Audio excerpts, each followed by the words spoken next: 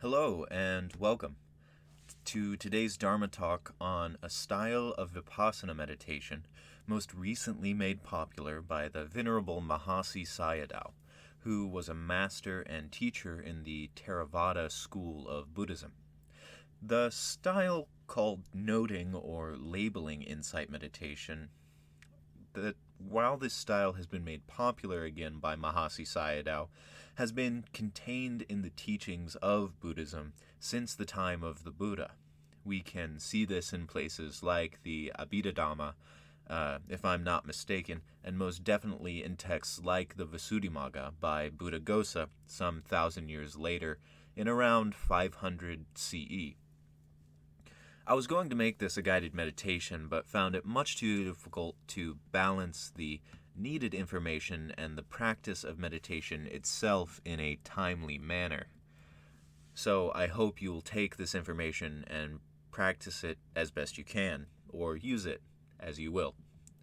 Much of what I will teach here was taught originally by Mahasi Sayadaw and is contained in his book, which is one of my favorite Dharma books, Practical Insight Meditation, and can also be found in his much longer book, Manual of Insight. But seeing as the book is somewhat hard to come by, I hope this talk is able to express to you the radically simple method of insight meditation which transformed my practice and many of my teachers' practices.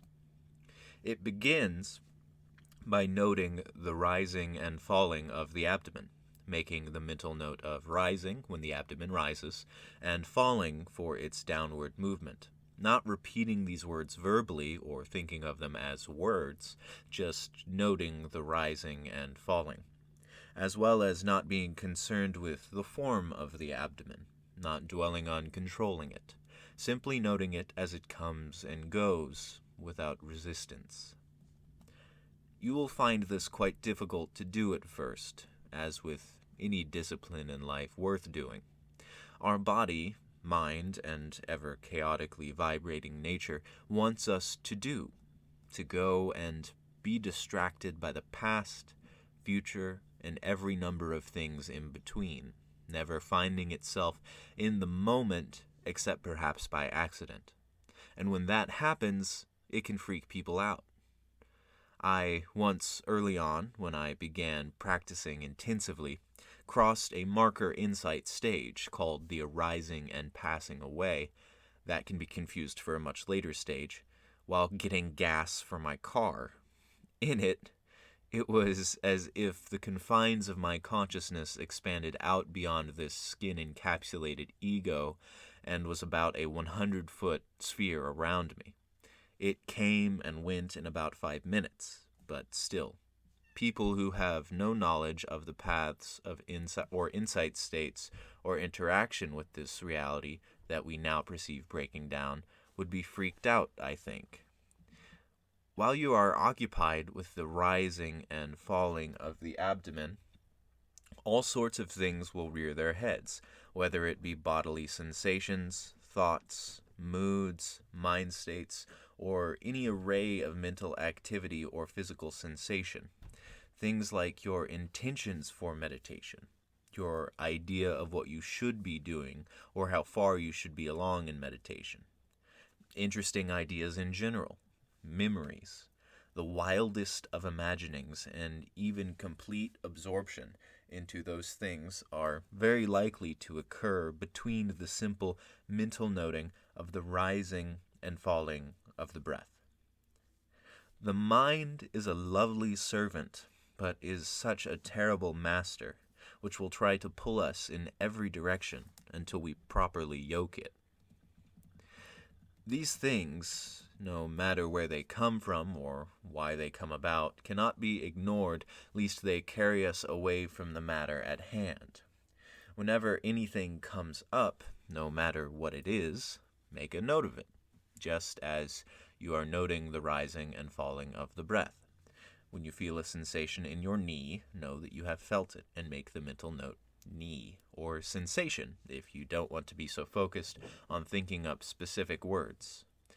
When you get good at this, you will find that you can't even use a general term because you are noting too quickly.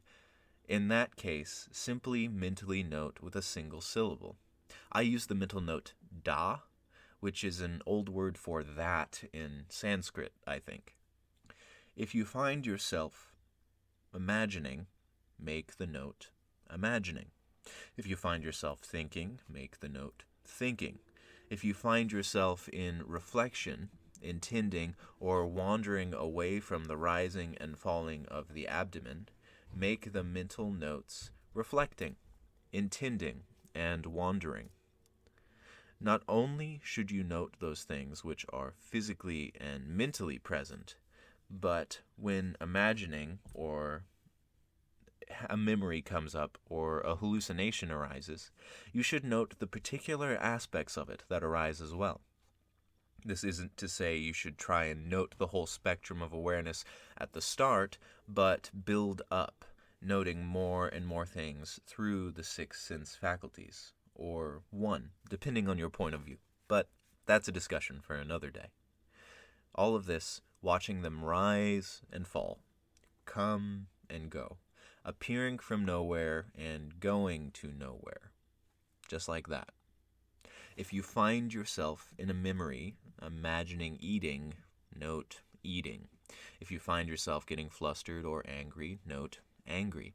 If a vision of light, color, or anything out of the ordinary phenomena arises, just note seeing, or light, not being drawn away by it, but continuing to be anchored to the rising and falling of the abdomen.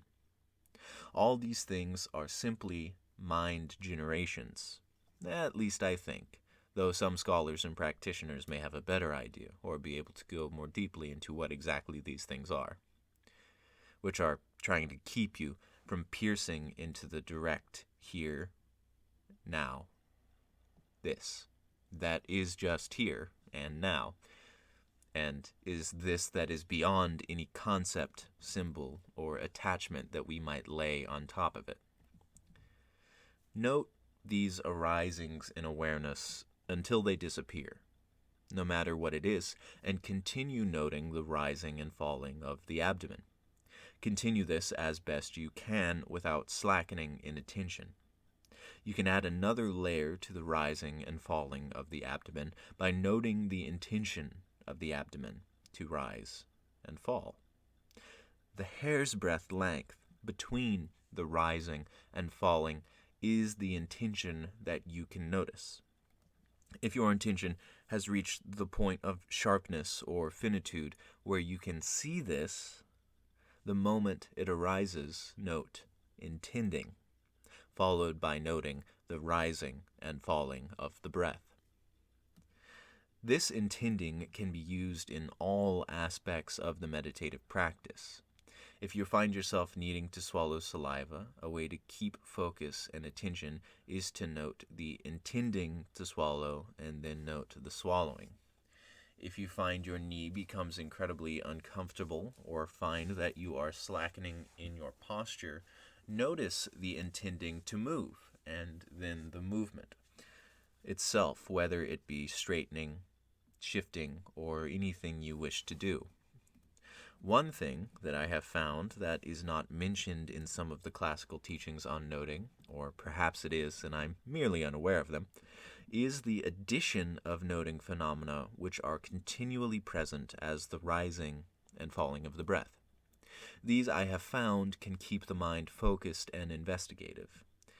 These are things like noting the feeling of your body against the floor, noting the feeling of the air on your skin, noting the space which you are in, noticing your heartbeat, noting whether you are warm or cold or neither, and if you can, noting the echo of your noting, but that can take some practice.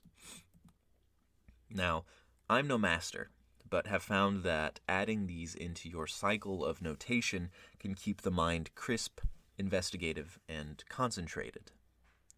Now, this is all for on the cushion practice. You can take these same theories and expand them out into your life if you find you have the will, time, or way to do them, or wish to engage with them on a retreat practice. You can start as soon as you get up, noting the breath, and then doing the practice throughout your day as you get better, noting the intention to do something before you do it. For example, noting that you are tired or stiff upon awakening, noting you are hot or cold, noting groggy, noting walking, stretching, picking up, stopping, swallowing, turning, writing, and on top of all of these things, noting the intention to do them as well, and noting the stopping of doing them as well. So you may note the intention to walk, the walking, and the stopping of the walking. You can do this infinitely to engage more and more into the practice. You can even just pick a particular activity to engage in noting meditation throughout your day, like eating or walking or drinking, taking just a moment to engage in that insight practice to bring back closer to this baseless center point of here and now, just this, beyond any distraction. Mahasi Sayadaw, in his book Practical Insight Meditation, goes much further in depth on how to do this, and even extends it into some more advanced forms of noting practice for people who are further along the path than others, or for those whose concentration faculty has been honed. The Manual of Insight goes even further into it, going into other aspects of the insight path as well. But as it stands, it's just that simple. If you continually practice this and do so with good effort and discipline, you will find you are noting more and more phenomena and leaving out less and less. You can really get this going and be cycling through many notations per breath in the later stages of practice. So there you have it, this radically simple style of vipassana meditation that changed my practice. I'm considering making a 30-day course covering the classical insight path of meditation, going over each of the stages and showing both the dark and light sides of this practice and of the path. If you would be interested in this or have questions over this short Dharma lecture, let me know. I'd be happy to hear from you, and the Insight team would as well. This is Silas Day. I hope you enjoyed this short talk on insight meditation, and have a great day.